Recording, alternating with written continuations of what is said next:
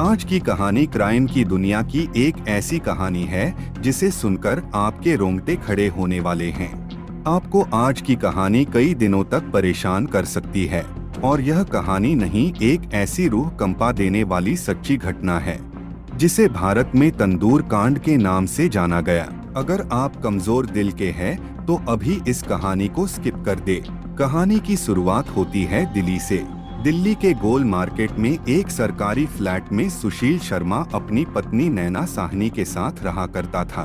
सुशील शर्मा भारत की एक जानी मानी राजनीतिक पार्टी का नेता था, लेकिन सुशील शर्मा ने जुलाई 1995 में एक ऐसा कांड कर दिया था जिसे भारत में तंदूर कांड के नाम से जाना गया। 2 जुलाई 1995 की शाम को सुशील शर्मा अपना काम खत्म करके शाम को घर लौटता है, लेकिन जैसे ही सुशील शर्मा घर में इंटर करता है वैसे ही वह देखता है कि उसकी पत्नी नैना साहनी फोन पर किसी से बात कर रही थी। लेकिन नैना साहनी सुशील शर्मा को अचानक से देखकर चौंक जाती है। साहनी फोन रख लेती है। तब सुशील शर्मा पूछता है कि फोन किसका था, तो नैना साहनी कहती है कि रॉन्ग नंबर था।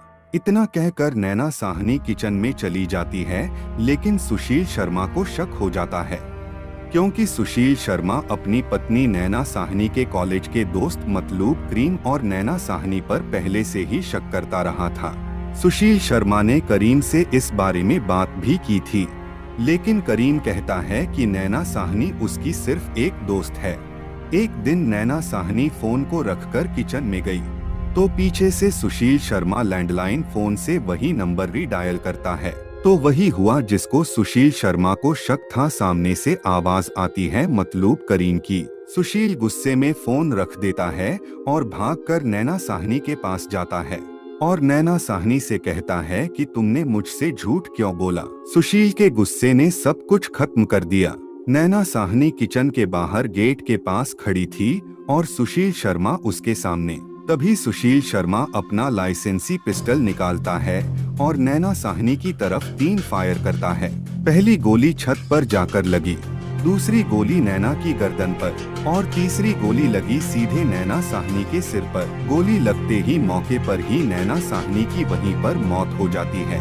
नैना साहनी की मौत होने पर सुशील शर्मा को एहसास होता है कि उसके हाथों से क्या हो गया। सुशील शर्मा जोर जोर से चिल्लाने लगता है, रोने लगता है, क्योंकि जो कुछ भी हुआ गुस्से में हुआ, अचानक से हुआ।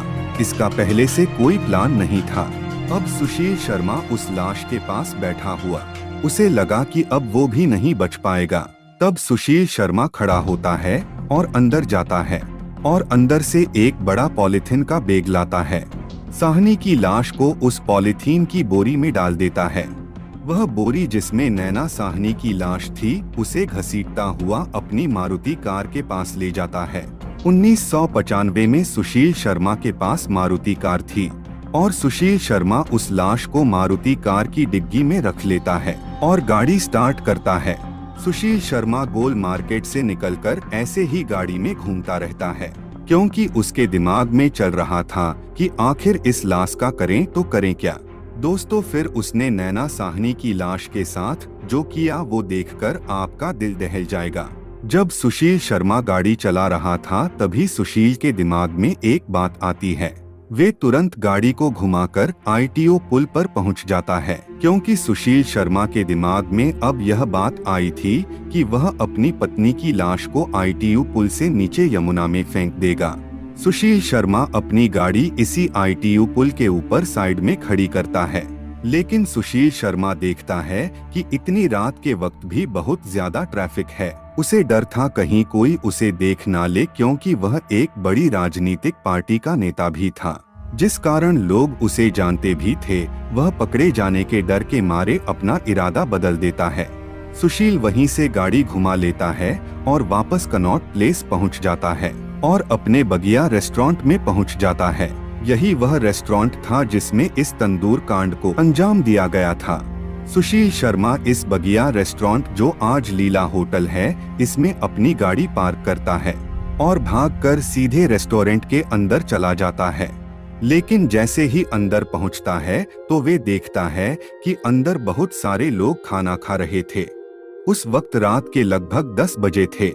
उस रेस्टोरेंट का हेड केशव तो सुशील शर्मा का बहुत खास था। सुशील तुरंत के केशव के पास पहुंचता है और रेस्टोरेंट को तुरंत बंद करने को कहता है। यह सुनते ही केशव चौंक जाता है और कहता है कि अभी खाना पड़ा है, लेकिन फिर वापस सुशील तेज आवाज में कहता है, सभी को यहाँ से निकालो। तब केशव समझ जाता है कि कुछ न कुछ बात तो जरूर है। फिर केशव नए ग्राहकों को अंदर नहीं आने देता और जल्दी से उन लोगों को भी बाहर निकाल देता है जो खाना खा रहे थे, और उस रेस्टोरेंट की सारी लाइटें बंद कर दी जाती है और इस रेस्टोरेंट में काम करने वाले कर्मचारियों को भी घर भेज दिया जाता है। अब उस ढाबे में सुशील शर्मा और केशव दोनों ही थे। तब सुशील शर्मा केशव को सारी सच्चाई बताता है। वह कहता है कि उसकी अपनी पत्नी का कत्ल उसके हाथों से हो गया है और इस लाश को ठिकाने लगाना है, और इतना कहकर सुशील शर्मा कहता है कि लाश किसी को ना मिले, इसके लिए हम इस लाश को तंदूर में डालकर ही खत्म कर सकते हैं। अब केशव और सुशील रात के अंधेरे में बाहर खड़ी कार से नैना साहनी की लाश को निकालकर उसे अंदर ले आते हैं। दोस्तों, उस रेस्टोरेंट में एक कोने में बहुत बड़ा तंदूर लगा था और इसी तंदूर में उसी दिन रोटी बनाकर लोगों को भी खिलाई गई थी, जिस कारण उस तंदूर में अभी भी कुछ आग थी। इसके बाद केशव और सुशील शर्मा दोनों नैना साहनी की लाश को पकड़कर उस तंदूर में डाल देते हैं, लेकिन तंदूर में इतनी आग नहीं थी कि उसे एक डेड बॉडी को जलाया जा सके। अब आग को तेज करने के लिए ये दोनों इस तंदूर में पोस्टर कागज की रद्दी डाल देते हैं, लेकिन फिर भी आग तेज नहीं हो रही थी। फिर सुशील पास में पड़े बटर को तंदूर में फेंक देता है और जैसे ही तंदूर में बटर को फेंका गया तो आग अचानक से बढ़ जाती है और नैना साहनी की बॉडी जलने लगती है।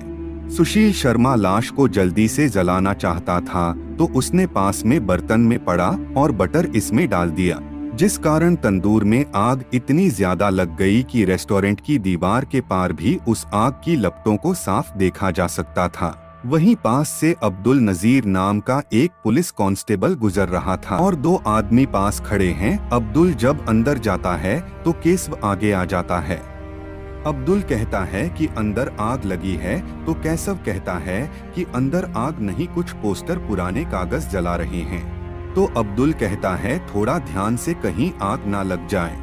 इतना कहकर अब्दुल बाहर आ जाता है, लेकिन जैसे ही अब्दुल बाहर आता है उसे अलग सी बदबू आती है, जैसे किसी के बालों को, किसी के मांस को जलाया जा रहा था। अब्दुल नजीर को शक होता है, फिर भाग के धक्के से अंदर घुस जाता है और जब तंदूर की तरफ देखता है तो अब्दुल नजीर के रोंगटे खड़े हो जाते हैं। उसके सामने तंदूर में एक जला हुआ हाथ दिखाई देता है। वह घबराकर बाहर आ जाता है और तुरंत पीसीआर को फोन करता है। कुछ ही देर में पुलिस वहां पहुंच जाती है, लेकिन तब तक सुशील शर्मा वहां से भाग जाता है। नैना साहनी की लाश आधी से ज्यादा जल चुकी थी। पुलिस उस वक्त सुशील को तो नहीं पकड़ सकी, लेकिन शव को पकड़ लेती है और उस लाश को ले जाकर मोर्चरी में रखवा देते हैं। सुशील शर्मा अपना हुलिया बदलता हुआ भागता फिरता है, लेकिन आखिर उसे पुलिस पकड़ लेती है और इस केस को रेयरेस्ट ऑफ रेयर केस मानकर सुशील शर्मा को फांसी की सजा सुनाई गई। लेकिन 2013 में सुप्रीम कोर्ट ने फांसी की सजा को उम्र कैद में बदल दिया, क्योंकि कोर्ट का मानना था कि एक कत्ल की कोई सोची समझी साजिश नहीं थी, बल्कि अचानक से गुस्से में हुआ। दोस्तों, ये थी आज की हमारी कहानी। आप कमेंट बॉक्स में इस कहानी के बारे में अपने विचार जरूर लिखिएगा।